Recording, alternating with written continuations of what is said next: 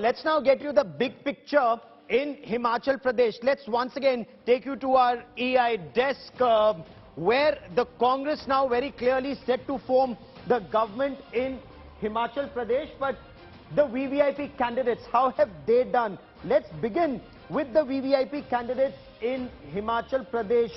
First, the Congress has reason to celebrate, the Congress has reason to cheer, but as some argue, does the Congress also have reason to be very worried, given the fact that it has many chief ministerial faces? And let's begin with Sukhwinder Singh. Sukhwinder Singh he's as of now leading, but many argue that Sukhwinder Singh from Nadon was well on his way to winning these elections. Is he one of the candidates to be chief minister, or is it this man who's once again leading, Mukesh Agnihotri of the Congress party from Haroli? Again, he is seen as one of the aspirants, or is it this young man, very, very young, but comes with legacy, son of former Chief Minister Veerbhadra Singh? He has won his seat at Shimla Rural. And with this, I want to take you to India Today's Kamaljeet Kaur Sandhu for more on this. Kamal, the Congress clearly has reason to celebrate in Himachal Pradesh. But when Bhupinder Singh Hooda says there is no reason to worry, we are keeping our flock together, and Bhupesh Baghel says BJP hai, kuch bhi kar sakti hai, is there an aircraft on standby to take all the winning Congress MLAs to Raipur?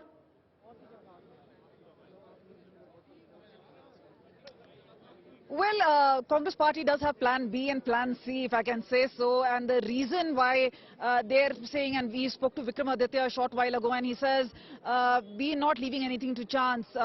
They said BJP could be up to any of its tricks, so they want to ensure.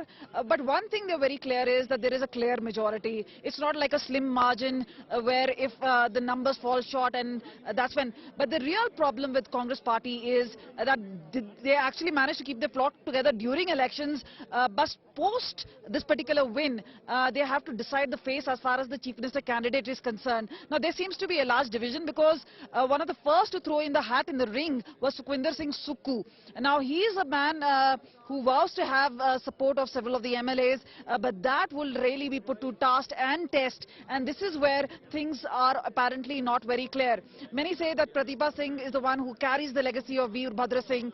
Again, we spoke to her and she said it's the party high command who will eventually decide. What about Vikramaditya? Both the mother-son duo say that he's too young, that he will wait for his time and his time will eventually come in. There have been allegations of Parivarvad in Congress party, not just about this particular Parivar, but earlier as well. So they do not want to really jump the gun at this point of time. Then there is the former journalist Mukesh Agnihotri, who seems to be. But again, at one point of time, who will Congress really flock or put its weight behind is the leadership which keeps the Congress party together, and that is where from 25 years on, this has been the chief minister residence. Yes. And several other people are now indicating that this will continue to be the CM residence, a clear indication that most likely it could be Pratibha Singh who would be taking on the charge. But this is after the blessings from the high command, but they have to quell the small rebellion. What really happens is, will they reach out to Sukhwinder Singh Sukhu? There seems to be a lot of differences as far as the party is concerned, but which they have managed to quell because they did not announce the CM face. But eventually yes, it will come to, when it comes to push to shove, this is where the announcement will be made, and they would expect. But several of the insiders tell us that when it comes to Mr. Sukhu, when they declare the CM face, not many people will vouch for him. He's only been campaigning in 6 of the constituency, while Pratibha Singh that way had, even though in the background, she had been going all across Himachal Pradesh, but finally the tough task comes down to the elected MLAs and finally to the high command. And the high command is in Ranthambore. So what worked in favor of the Congress? And Kamal, you've travelled across the length and breadth of Himachal Pradesh during the course of the campaigning. The BJP was very confident it will be able to buck the trend. The Raj will stay the same, the Rivas will change, and that clearly has not happened. What worked in favor of the Congress party at a time when Rahul Gandhi did not campaign in the state? One is that what you're talking about is Rivas Badlega was one of the key slogans of BJP. But more than that, I think it was also the OPS scheme which was really hurting the BJP. Now, the old pension scheme is something that the Congress party said in the first cabinet meeting after they elected, they will actually revise it and they will have it back. This is something that the commitment could not be done by the BJP. Now, there were questions several times, including Chief Minister, including JP Nadda. And what was very pertinent is that they said there's a clear direction coming in from the Prime Minister that this is a scheme which has been done with and it will not come back. And they somehow knew that since Himachal Pradesh has a sizable government employees, they knew this is going to hurt them. The other were obviously issues of unemployment, inflation, the other generic issues. Several of the other political parties, including the Congress, mentioned that the BJP was trying to draw in the numbers by bringing in the national issues like Article 370, talking about the Ram Mandir, talking about other things. Say that that's not going to work because Himachal has traditionally, one, voted against the government and not for the government. Second, they have voted for the local issues and not for the national issues. So Narendra Modi government at the center may be extremely popular, but as far as their magic is concerned, as far as the state issues are concerned, is something which actually did not bring in. Even though they was talking about women voters and there were several of the schemes which were brought in by BJP, ultimately that has not worked. What has worked in favor of Congress party is, one, not announcing the CM face. Second, making out a strategy, reaching out to women voters, reaching out to several segments, talking about the old pension scheme. All this has actually worked in favor, and obviously they were trying to ensure. And one thing which has actually gone against the BJP and many said was the poor ticket distribution. Like somebody like a Suresh Bharadwaj who was sure shot to win. Stay with me for a moment, Kamal. I'm also being joined by Anshul Avijit of the Congress party. Anshul, we will talk in a moment about Gujarat on the other side of this conversation. But Himachal Pradesh, Kamal says not announcing a chief ministerial candidate worked in favor of the Congress party. But does that become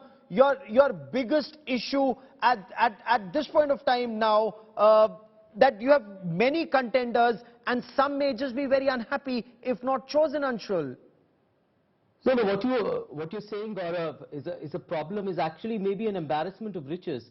You know, the Congress party has the mechanism to deal with situations like this. I mean, it's not the first time that, you know, you've been victorious and you do not have a face, and then ultimately a chief minister will be decided by the legislature, by the high command. So there's no problem over there. And we'll talk about that when the moment comes. At the moment, I would say that this is a very solid and satisfying victory, not at all unexpected, and for many of the reasons that Kamal actually pointed out. The OPS, Agniveer, apple prices, inflation. In fact, Mr. Jairam Thakur himself last year, when they lost all the 4 by-elections, said that there is a problem of price rise in which there was an indictment of the central government. He admitted so himself.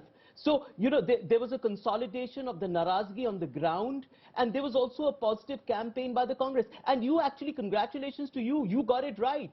I mean, in a way, your poll was an outlier which said that we'll, you know, get up to 40 seats. Yes. And so I must congratulate you. Of course, congratulations, of course, to the new government which is going to be formed in Himachal Pradesh. So all in all, I would say a very, very emphatic, a satisfying victory in Himachal. And the problem, the thing about the chief minister, well, we'll come to that when the moment comes.